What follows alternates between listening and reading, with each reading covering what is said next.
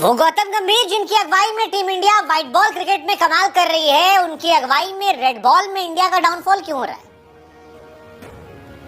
देखिए, लड़े तो जीते नाम सरदार का, और अगर हारे तो सवाल भी सरदार का।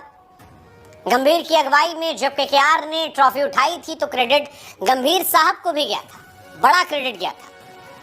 लेकिन अब सवाल यह है कि जब टेस्ट क्रिकेट में 11 में से केवल 3 मैच हमने जीते और 7 मैच गंभीर की अगुवाई में हार लिए, तो फिर सवाल तो उठेगा कि गंभीर साहब जिसको मर्जी होता है कोच बनाते हैं, जिसको मर्जी होता है जब चाहे तो निकाल देते हैं, टीम में अंशुल कंबोज को नहीं रखते हैं, किसी और को रख लेते हैं, मर्जी पूरी चला रहे हैं। लेकिन मर्जी चलाई जाए अच्छी बात है, लेकिन उसके साथ रिजल्ट भी जरूरी है। और इंडिया को जब ऐतिहासिक हार मिली, 800 से ऊपर रन बनाने के बाद भी आप एक टेस्ट मैच हार जाते हैं, 1948 के बाद इस ग्राउंड पर इंग्लैंड की ये सबसे बड़ी जीत दर्ज होती है, तो फिर यह सवाल उठता है कि इंडिया की समस्या तो गंभीर है, गंभीर समस्या है। क्योंकि गंभीर टेस्ट क्रिकेट में न खुद महान थे और न उनकी अगुवाई में टेस्ट क्रिकेट में इंडिया महानता के परचम लहरा रही है।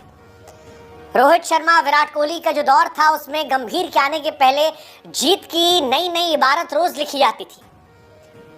लेकिन फिर इंडिया न्यूजीलैंड से घर पर सीरीज हार गई, इंडिया में लोवेस्ट स्कोर दर्ज हुआ, 3 के 3 मैच लगातार हम घर पे हारे, 12 साल बाद वो टेस्ट सीरीज हारे थे, बॉर्डर गवास्कर हम हारे, फाइनल तक नहीं पहुंचे हम WTC के, और अब इंग्लैंड से भी हम हारे। और ये सब तब है जब गंभीर साहब को पूरी मनमर्जी चलाने का मौका मिला, जिसे मर्जी किया टीम से निकलवा दिया, जिसे मर्जी किया उसे खिलाया। लेकिन अगर गड़बड़ी हुई है तो फिर सवाल तो उठेंगे, कोई ना कोई तो जिम्मेदार, और सबसे बड़ी जिम्मेदारी कप्तान और कोच की होती है। कप्तान क्योंकि नया है, ऐसे में सवाल कोच से होगा, वो कोच जो पावरफुल है। अभिषेक नायर को उन्होंने टीम से निकलवा दिया था। ये कहा गया कि इंडिया की जो हार है उनकी वजह से रही।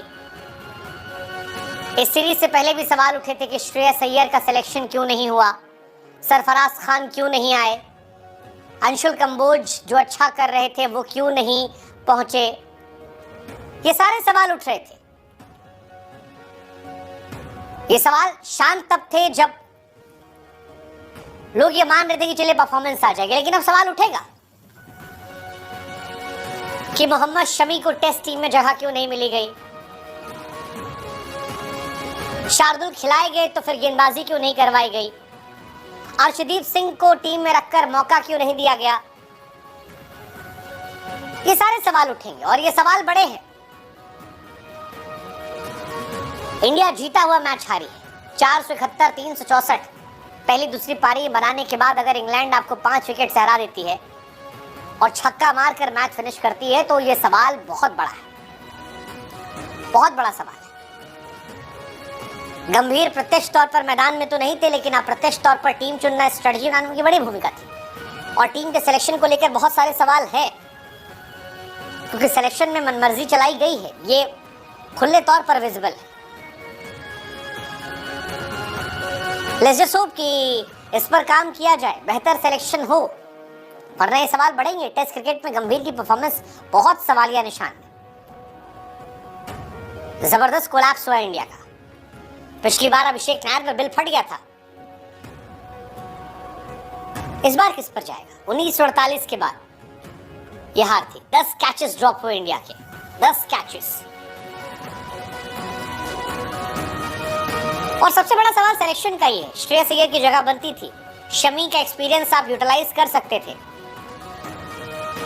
शमी कमाल के गेंदबाज है, अगर आपने उनकी आईपीएल की गेंदबाजी देखकर उन्हें टेस्ट में जगह नहीं दी है तो ये परेशानी वाली बात है। शमी का एक्सपीरियंस काम आ सकता था।